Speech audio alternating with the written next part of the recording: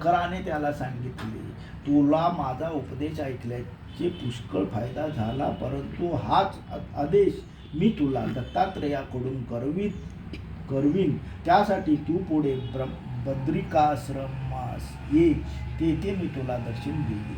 असे सांगून पार्वतीसह शंकर कैलासात गेले. मच्छिंद्र इकडे मच्छीच्या उदरात तो मंत्र जपू लागला. पूर्ण दिवस झाल्यानंतर त्या मच्छीने अंडे नदीच्या काठावर टाकले आणि ती पाण्यात निघून गेली. पुढे थोडे दिवसांनी बरेच बगळे मासे धरायला म्हणून यमुनेकाठी आली. त्यांनी ते अंडे फोडले व लगेच आपल्या चोचीने फोडले. त्यातच एक बालक होते. अंडे फुटताच ते बाळ जोरजोराने रडू लागले. त्याचे रडणे ऐकून बगळे उठून गेले. काही दिवसांनी फुटलेले अंडे कामिक नावाच्या कोळ्याने पाहिले. त्यात सूर्यासारखा तेजस्वी बाळ म्हणून त्याला कळवळा आला. कोणीतरी या बालकाला मारील असे त्याच्या मनात आले. इतक्यात आकाशवाणी झाली, हा साक्षात्कार कवी नारायणाचा अवतार आहे. या बालकाला तू तुझ्या घरी घेऊन जा, याचे नीट पालनपोषण कर आणि त्याचे नाव मच्छिंद्रनाथ ठेव. मनात कोणतीही शंका आणू नको. ते ऐकून त्या कोळ्याला अपार आनंद झाला व त्याने त्या बालकाला घरी नेले. आपल्या शारद्वता नामक पत्नीजवळ दिले आणि तो तिला म्हणाला, ईश्वराने आपल्याला हा मुलगा दिला आहे, त्याचे नीट पालनपोषण कर. ती अपत्यासाठी असुसलेली होती. ते ऐकून तिला खूप आनंद झाला. मग तिने त्याला मोठ्या प्रेमाने जवळ घेतले. तोच तिला पाना फुटला. मग मुलाला पाजून नऊ माकू घालून पाळण्यात निजवले. आधीच त्या दोघांना मूल होण्याची शक्यता नव्हती. त्यातच असा अचानक तेजस्वी पुत्र हाती लागल्यामुळे त्यांचा आनंद गगनात मावेनासा झाला. मच्छिंद्रनाथ 5 वर्षाचा झाल्यावर एक दिवस त्याला बरोबर घेऊन त्याचा बाप मासे मारण्यासाठी यमुनेच्या तीरावर गेला. तेथे त्याने मासे पकडण्यासाठी जाळे पसरले. पुष्कळ मासे जाळ्यात आल्यावर ते मच्छिंद्रनाथाजवळ ठेवून तो पुन्हा जाळे पसरवण्यास बसला. ते पाहून पिता आपल्या मृत्यूकुळाचा नाश करायला निघाले आहेत असे मच्छिंद्रनाथाच्या मनात आले. आपण तेथे असताना हे शांत बसून पाहणे योग्य नाही असे मच्छिंद्रनाथाला वाटले. आस्तिक ऋषीने त्यांच्या ज्याप्रमाणे आपल्या मृत्यूकुळाचे रक्षण केले तसे आपणही करावे म्हणून तो एक मासा पुन्हा पाण्यात टाकू लागला. आपण एवढे कष्टाने मिळवलेले मासे हा मूर्ख मुलगा पाण्यात सोडतो हे पाहून त्याच्या बापाला फार राग आला. त्या रागाच्या भरात तो मुलाला मारू लागला व म्हणाला, अरे तू हे काय करतोस? माझे कष्ट सगळे वाया गेले. आता खाशील काय? भीक मागायची लक्षणे आहेत ही. बाप अशा तऱ्हेने रागवल्यावर त्याची नजर चुकवून मच्छिंद्रनाथ तेथून निघून गेला. त्याला फार वाईट वाटले. भिक्षेचे अन्न पवित्र असते, तेच आपण खावे असा विचार करून तो बद्रिकाश्रमात गेला. तेथे त्याने 12 वर्षे कठोर तपश्चर्या केली. त्या अन्नामुळे त्याच्या हाडांचा केवळ सांगाडा उरला. इकडे एक दिवस श्रीदत्तांची स्वारी शंकराच्या देवळात गेली व तेथे त्याने शंकराची स्तुती केली. त्यामुळे शंकर प्रसन्न झाले व त्याने प्रत्यक्ष भेट घेऊन त्याला प्रेमभराने आलिंगन दिले. मग उभयतांच्या खूप गप्पा झाल्या. मग बद्रिकाश्रमाचे अत्यंत रमणीय अरण्य पाहण्याची दत्तात्रेयाला इच्छा झाली. त्याने आपले मनोगत शंकराला सांगितले. मग त्याला बरोबर घेऊन शंकर अरण्यात बद्रिकाश्रमात गेले.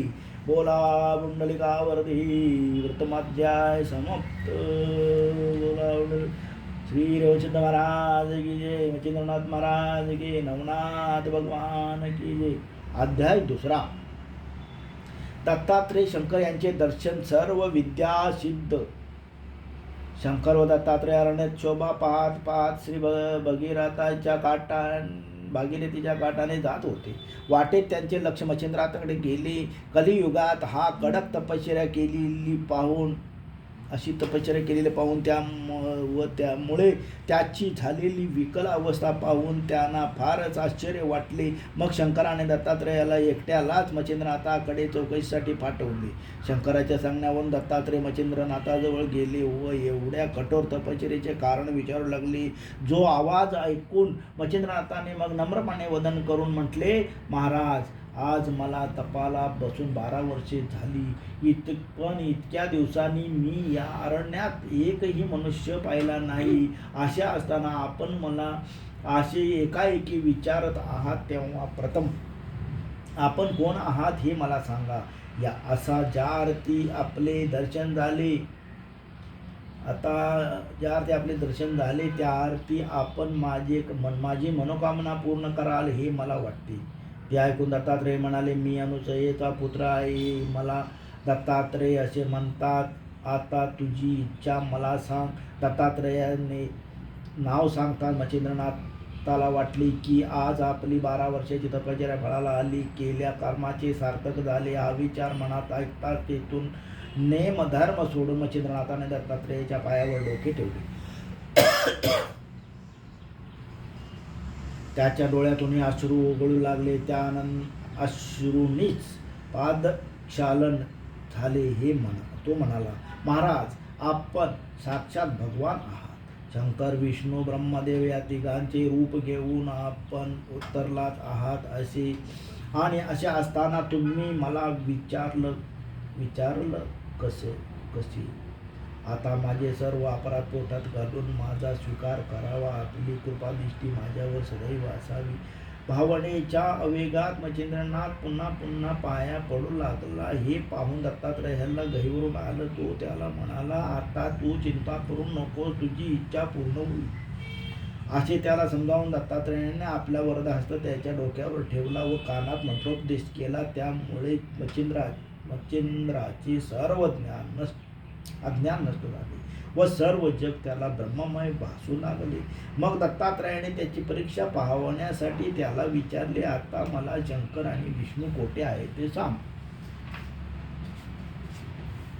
यावर मच्छिंद्रनाथ म्हणाले, ईश्वराशिवाय मला दुसरे काहीच दिसत नाही, सर्वत्र ईश्वरच आहे. हे त्याचे उत्तर ऐकून दत्तात्रेयाला समाधान वाटले. मग तो त्याला घेऊन शंकराजवळ गेला. त्याला पाहताच हा पूर्वाश्रमीचा कवी नारायण आहे जाणून शंकराने मिठी मारली व त्याच्याकडून सर्व सिद्धीचा अभ्यास करवण्याची दत्तात्रेयाला आज्ञा केली.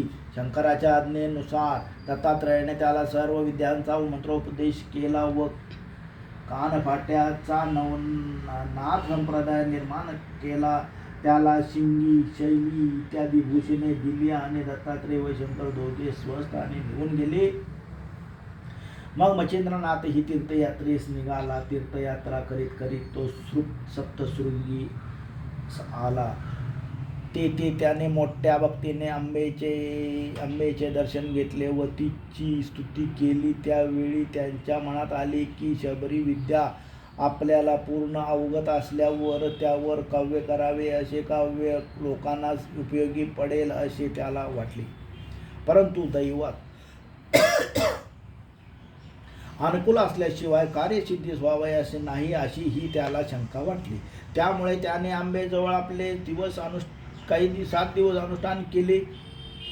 तेव्हा अंबा त्याच्यावर प्रसन्न झाली व तिने त्याला अनुष्ठानाचा हेतू विचारला. मच्छिंद्रनाथ म्हणाला, मातोश्री, शबरी विद्येवर काव्य करावे असे वाटते, तेव्हा माझी ही इच्छा पूर्ण होण्यासाठी मला उपाय सांगा. मच्छिंद्रनाथाची मनोकामना ऐकून ती पूर्ण होईल असा अंबेने आशीर्वाद दिला. मग ती त्याला मार्तंड पर्वतावर घेऊन गेली. तेथे एक मोठा नागाश्वत्थ वृक्ष होता. तेथे बीजमंत्राने हवन केल्यावर त्याला तोच वृक्ष सुवर्णासारखा दैदिप्यमान भासू लागला. तसेच त्या झाडावरच्या फांद्यावर अनेक दैवते बसलेली दिसू लागली. देवीने त्याला त्या दैवतांची नावेही सांगितली. हा चमत्कार पाहून त्याला फार आश्चर्य वाटले. ती सर्व दैवते मच्छिंद्रनाथाकडे पाहतच होती, पण ती बोलत नव्हती. नंतर आंबेने त्याला सांगितले, तू आता येथून ब्रह्मगिरीच्या जवळ अंजन पर्वत आहे, तेथे महाकवीचे स्थान आहे. तेथे जाऊन भगवतीची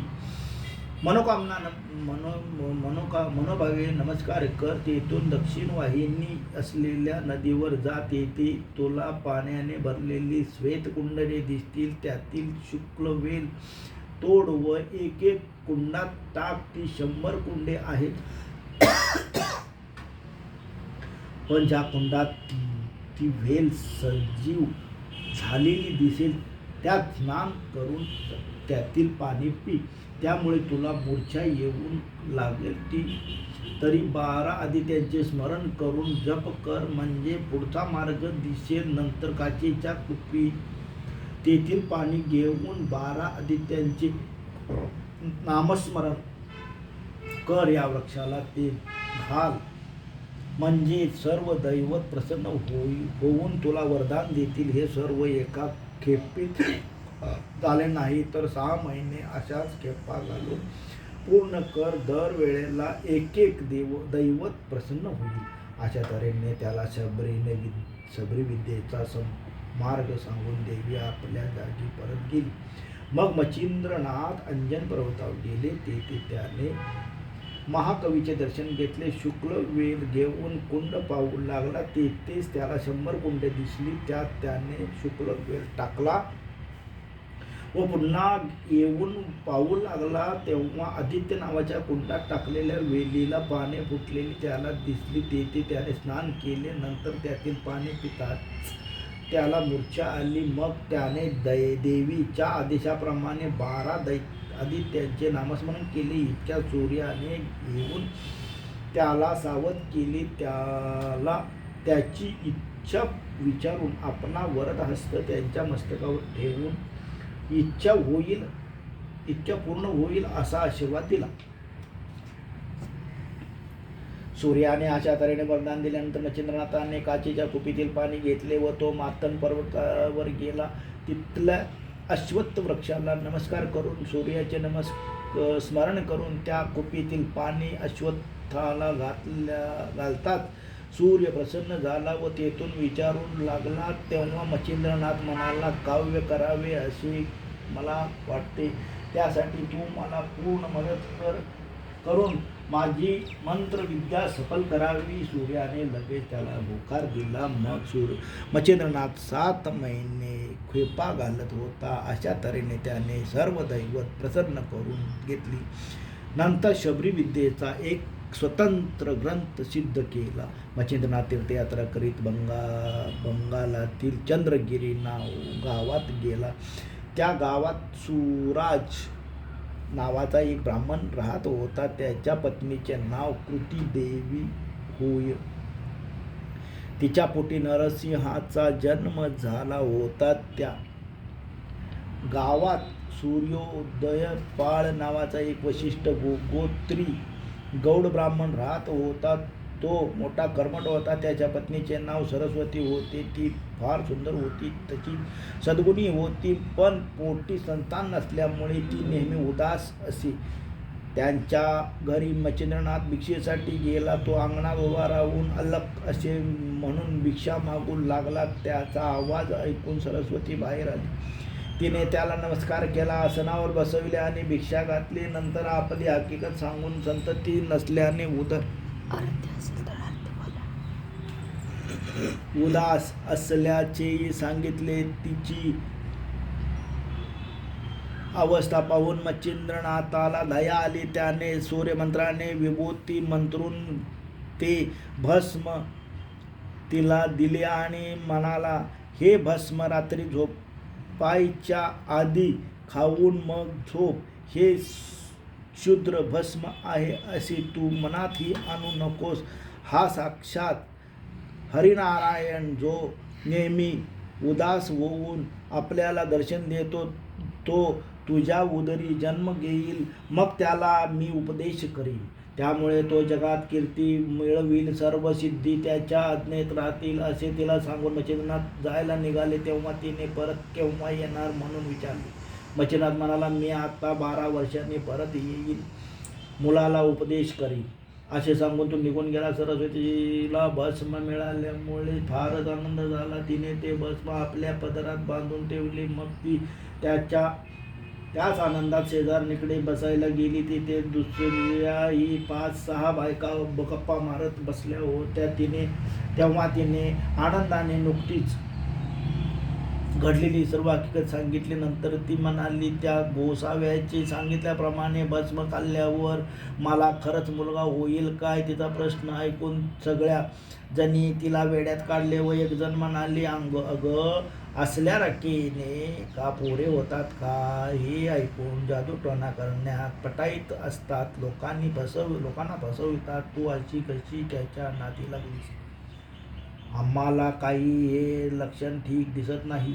अशा तऱ्हेने त्या सर्व जणींनी तिच्या मनात संभ्रम निर्माण केल्यामुळे ती पुरती चक्रावून गेली व घरी आल्यावर घराजवळ केर, कचरा, शेण वगैरे टाकण्याच्या उकिरडा होता. त्यात तिने ते भस्म काही विचार न करता टाकून दिला. द्वितीय अध्याय समाप्त. श्री बोला पुंडलिकावरती हरी विठ्ठल. श्री ज्ञानदेव तुकाराम पंढरीनाथ महाराज की जय. श्री देवचिंत महाराज की जय. नवनाथ महाराज की. ज्योतिर्लिंग महाराज की.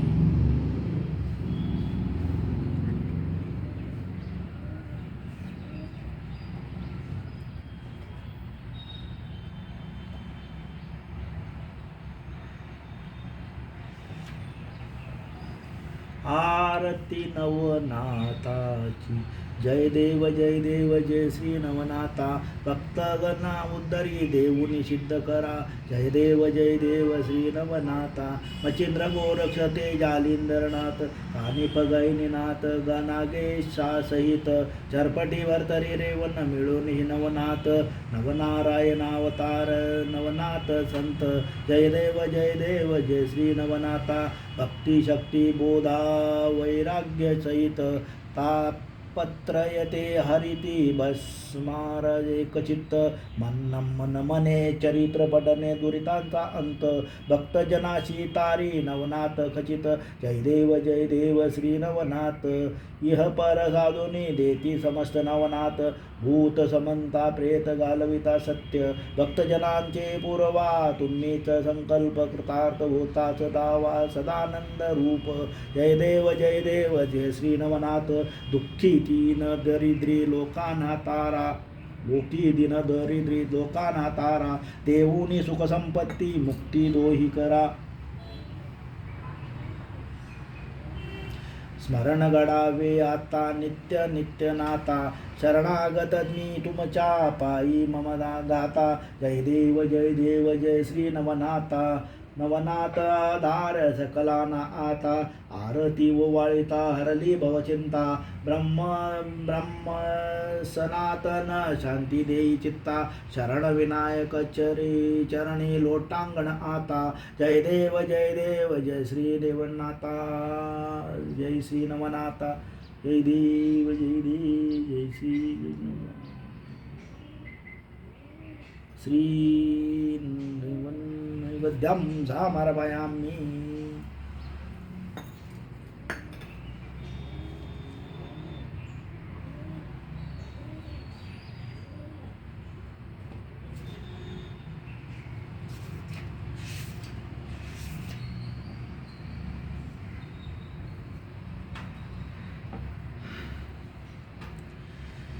श्री राम जय राम.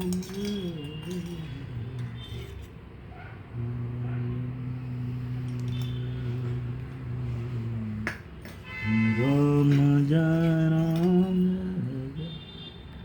बोलिए भक्तवत्सल भगवान रघुनाथ महाराज की.